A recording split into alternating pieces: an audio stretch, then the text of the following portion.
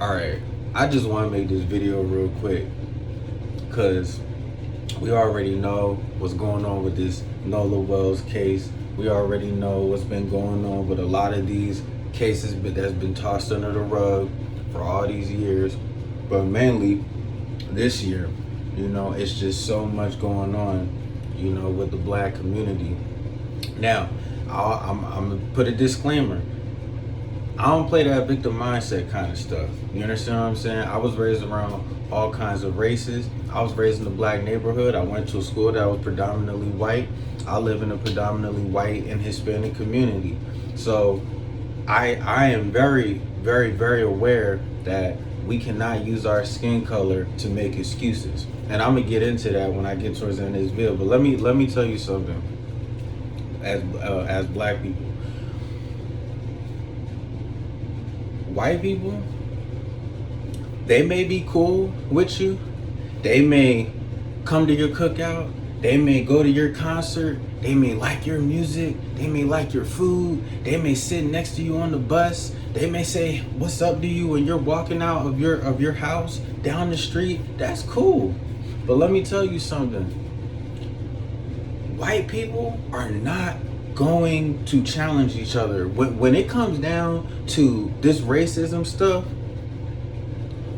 yeah, online, I think it's cool. We are seeing more white people speak up online. But we're not. I'll tell you, as a black man, I don't feel protected. I don't feel like anybody is looking at me like, "Hey, you know what? We live in a society where these individuals are not treated fairly. Let me be on guard for that." So I want you guys to understand something. Don't mistake the friendliness you receive. Don't mistake that and forget at the end of the day, right? At the end of the day, they're not going to take the effort to really speak out and challenge the people above them, right? They're not gonna do that, because if they were gonna do that, it would have happened. It would be happening. Now, like I said, we're seeing it online, and I think that's cool. I think that's dope. But that's only one level of it. And quite frankly, I feel like it's easy to talk tough. It's easy to talk big when you're behind the screen. But I want you to write down how many white people that you're gonna see stand up for you in real life like that, around other white people. All right, and this isn't just about white people either. This isn't just about them not liking us. Every other race has an issue with us. And when you're around them, none of them are gonna stand up for you. You understand what I'm saying? And when you're not around, they're definitely not standing up for you. And I think that's another thing that you guys get confused. Like I said, you're doing all these things with them, and you're forgetting that when you're not around, they don't carry that same love and energy with their people when you're not there, as if you are there. They're not doing that. We're not seeing other cultures challenge their own cultures and say, "You know what? Y'all out of line. And if we gotta fight y'all, if we gotta shame y'all, if we gotta avoid y'all, if we gotta put y'all on blast, we gonna do it." They're not doing that. Typically, when I talk to other cultures and they say, "Yeah, my parents don't like black people," or "Yeah, I got friends who talk, bad about black people," you know what? That friend they know it's wrong. They might speak up about it, but they're probably still gonna kick it with those people. They're probably still gonna be in that group. They're probably still gonna say, "Hey, as long as you know where I'm at." So what I want black people to understand something. White people, other cultures who are not black, they are not going to stand up for you. It's too embarrassing. It's too humiliating. And when I say stand up for you, I mean be willing to get busy on somebody for you. They're not gonna do that. They're not gonna do that. Now, let me move to this next part. I'm gonna say this to black people.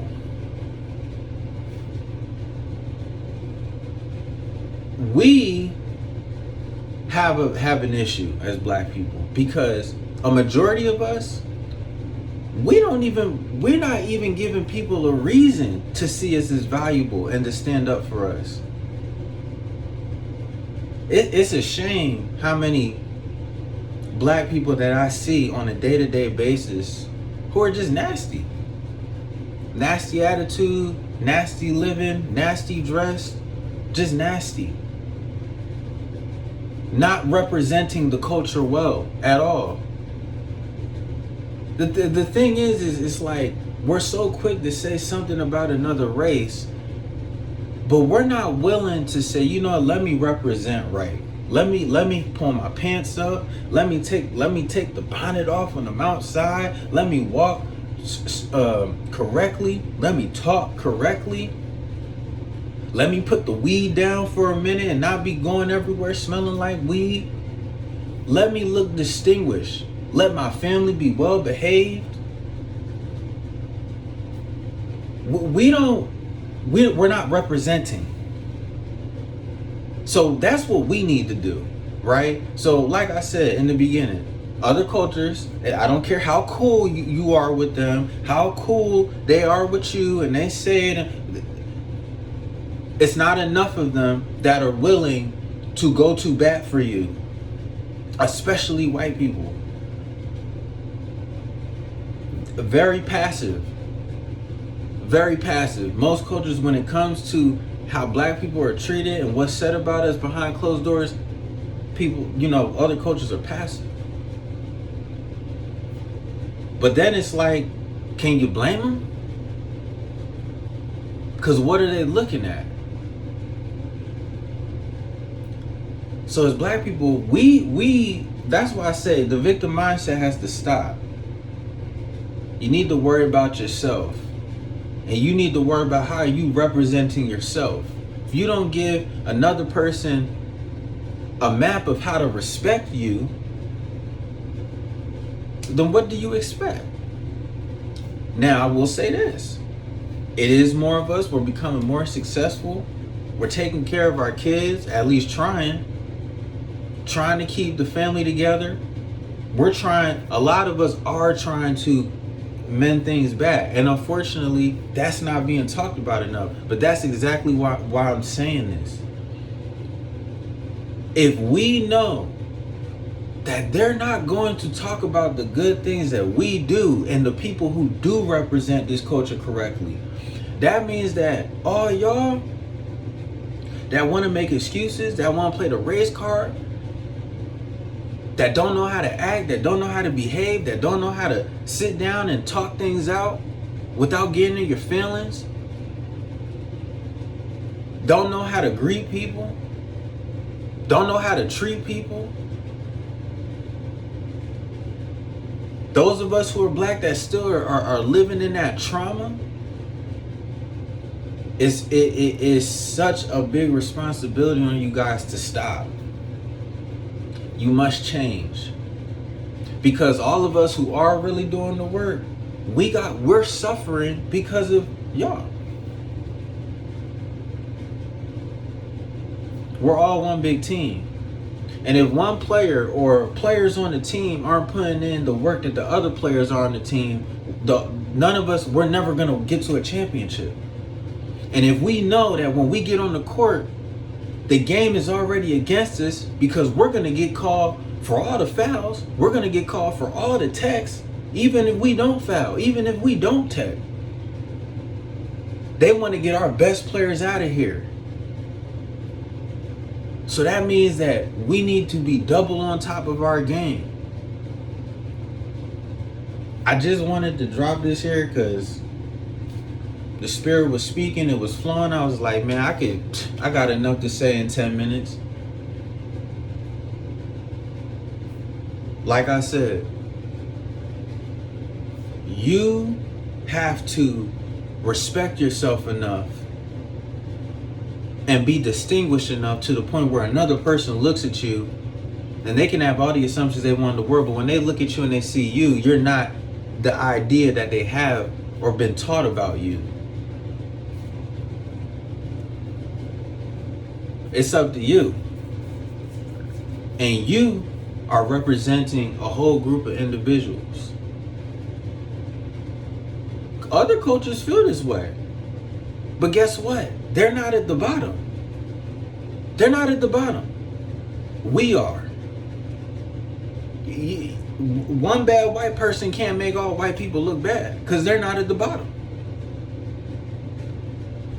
One Asian person can't make all Asian people look bad because they're not at the bottom. But one black person can make all black people look bad because we're at the bottom. People don't expect anything from you. They expect for you to not be educated. They expect for you to not be able to raise your kids. They expect for you to not learn anything. They expect for you to not want to work. They expect for you to be lazy. So it's time to step up. It's time to step up. The message that I have to other cultures, if you hear this and like I said, I know people my age, you know, we can get along. We can get along. But where we're at in this country right now it can't just be that no more. It can't just be that no more. It has to be unified. Right? It has to be unified.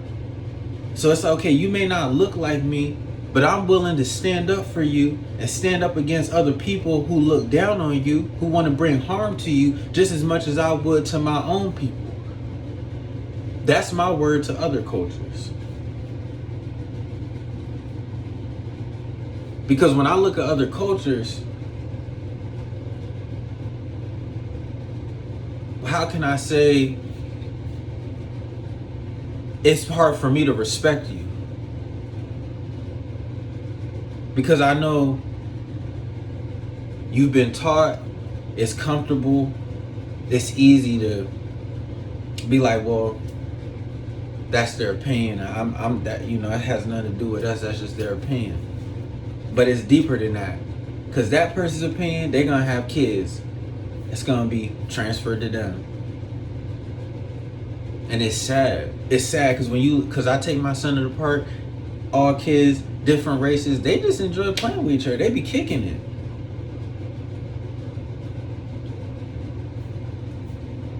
So what example are you showing your kids in regards to, and like I said, black people, we're no more different. Every race is prejudice.